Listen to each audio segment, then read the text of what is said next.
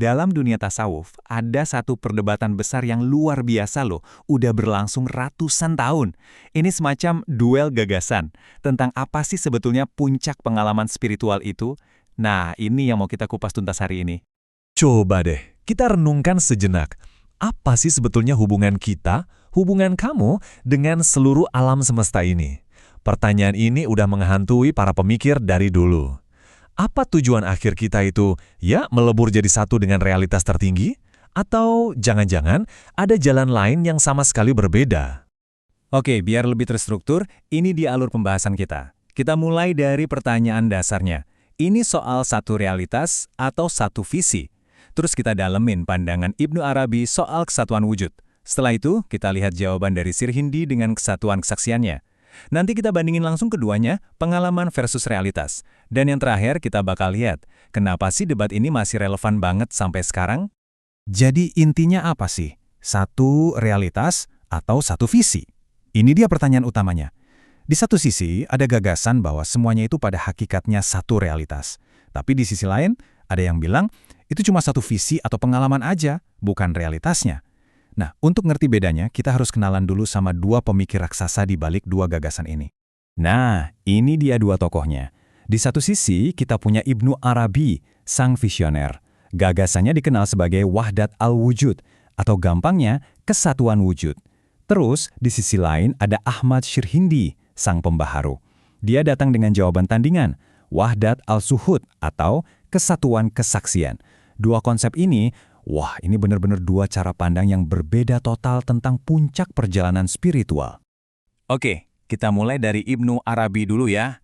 Gagasannya ini kesatuan wujud benar-benar revolusioner pada masanya. Apa sih maksudnya Wahdat al-Wujud itu?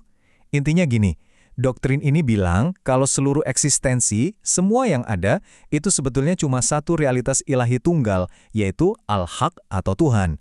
Nah, dunia ciptaan yang kita lihat ini, Al-Khalq, itu hanyalah manifestasi atau perwujudan dari Dia. Jadi pada hakikatnya, cuma ada satu wujud. Yang lainnya, cuma penampakan dari wujud tunggal itu. Untuk ngejelasin ini, Ibnu Arabi pakai analogi yang menurut saya indah banget. Analogi cermin. Jadi begini, Tuhan itu kan satu-satunya wujud yang sejati. Nah, Dia ingin melihat dirinya sendiri, ingin mengenal manifestasi dari nama-nama dan sifat-sifatnya yang tak terbatas. Terus gimana caranya? Dia menciptakan alam semesta ini sebagai cerminnya. Lewat cermin inilah dia bisa memandang dan mengenal dirinya. Keren ya? Dan ini ditegaskan lagi dalam kata-katanya sendiri. Wujud tidak lain adalah Al-Haq, karena tidak ada sesuatu pun dalam suatu wujud selain Dia. Artinya apa? Coba lihat sekeliling kamu. Pohon, bintang, lautan, bahkan diri kita sendiri. Menurut pandangan ini, semua itu pada dasarnya, pada hakikatnya, yang manifestasi dari wujud Tuhan itu sendiri. Bukan sesuatu yang terpisah. So, apa dong tujuan akhirnya bagi seorang sufi menurut Ibn Arabi? Puncaknya, goalnya, adalah saat dia sampai pada kesadaran penuh akan kebenaran ini. Momen pencerahan, di mana sang sufi benar-benar merasakan dan menyadari bahwa dirinya dan seluruh alam semesta ini ya, satu dengan Tuhan. Itulah penyatuan yang absolut. Udah nggak ada lagi aku dan dia, yang ada hanya kita dalam satu kesatuan wujud. Nah, sekarang kita pindah ke sudut yang satunya. Ahmad Sirhindi. Yang menarik, Sirhindi ini juga mengalami pengalaman penyatuan yang luar biasa itu. Tapi kesimpulannya beda banget. Dia nggak berhenti di situ. Dia justru mengusulkan sebuah konsep tandingan, Wahdat al-Syuhud, atau kesatuan kesaksian. Kuncinya di sini adalah kata kesaksian atau persepsi. Bagi Sirhindi, pengalaman menyatu dengan Tuhan itu adalah keadaan persepsi, sesuatu yang kita saksikan atau rasakan, bukan pernyataan final tentang bagaimana realitas itu sebenarnya. Jadi, menurut Sirhindi, perjalanan seorang sufi itu bukan kayak naik gunung terus sampai di puncak dan selesai. Bukan. Ini lebih kayak siklus perjalanan pulang pergi. Tahap pertama, jelas, kita merasa terpisah dari Tuhan. Kita adalah pencari. Terus, tahap kedua, kita mengalami momen puncak penyatuan itu, yang disebut al-jam. Rasanya luar biasa, seolah semua jadi satu.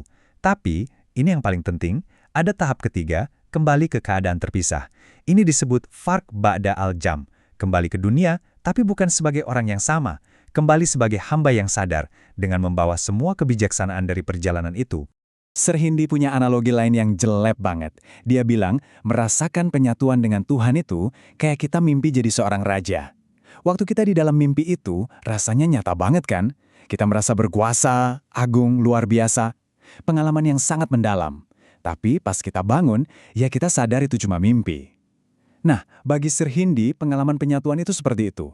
Sebuah keadaan persepsi, syuhudi, yang indah, yang memabukkan, tapi itu bukan realitas wujudi yang sesungguhnya. Itu adalah sebuah stasiun, bukan tujuan akhir. Jadi kalau buat Ibn Arabi puncaknya adalah penyatuan, buat Sir Hindi justru sebaliknya, tahap tertinggi yang sejati, yang paling mulia, itu bukan saat kita melebur dan hilang dalam Tuhan, tapi justru saat kita kembali ke dunia, kembali pada kesadaran sebagai hamba. Kebenaran terakhir, menurut dia, adalah perbedaan, bukan penyatuan, dan puncak spiritualitas adalah penghambaan yang sempurna, dengan bekal kebijaksanaan yang didapat dari pengalaman pulang pergi tadi.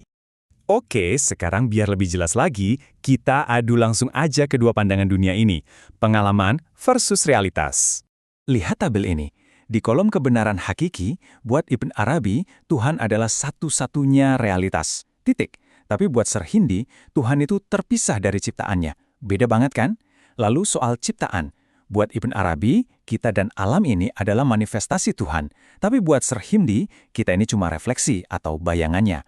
Nah, puncaknya juga beda. Yang satu tujuannya penyatuan total, al-jam. Yang satu lagi justru penghambaan setelah penyatuan, farq ba'da al-jam. Jadi yang satu bicara soal penemuan realitas sejati, yang satu lagi bicara soal pengalaman persepsi. Oke, mungkin ada yang mikir, duh, ini kan debat filosofis kuno, ribet amat, apa pentingnya buat kita sekarang? Nah, justru di sini letak relevansinya. Debat ini lebih dari sekadar argumen abstrak. Pertama, ini nunjukin betapa dinamis dan kayanya pemikiran dalam Islam, nggak monolitik. Kedua, ini ngasih kita dua cara pandang yang sama-sama dalam tentang hubungan kita dengan Tuhan. Dan yang paling penting, ini ngebawa kita ke pertanyaan abadi. Hidup ini soal perjalanan atau tujuan akhir? Apakah tujuan kita itu untuk hilang dalam kesatuan atau justru untuk melayani dalam perbedaan? Ini bukan lagi soal teologi kuno, ini soal pencarian makna hidup kita masing-masing. Pada akhirnya, debat akbar antara dua raksasa pemikiran ini meninggalkan kita semua dengan satu pertanyaan yang sangat fundamental. Sebuah pilihan di persimpangan jalan spiritual. Apakah kebenaran sejati itu ditemukan dengan meleburkan diri, larut tanpa batas dalam samudra wujud? Ataukah kebenaran itu justru ditemukan saat kita sadar akan peran unik kita, sekecil apapun, dan menjalankannya sebagai seorang hamba di tengah panggung alam semesta? Sebuah pertanyaan yang saya rasa jawabannya hanya bisa ditemukan dalam perjalanan kita masing-masing.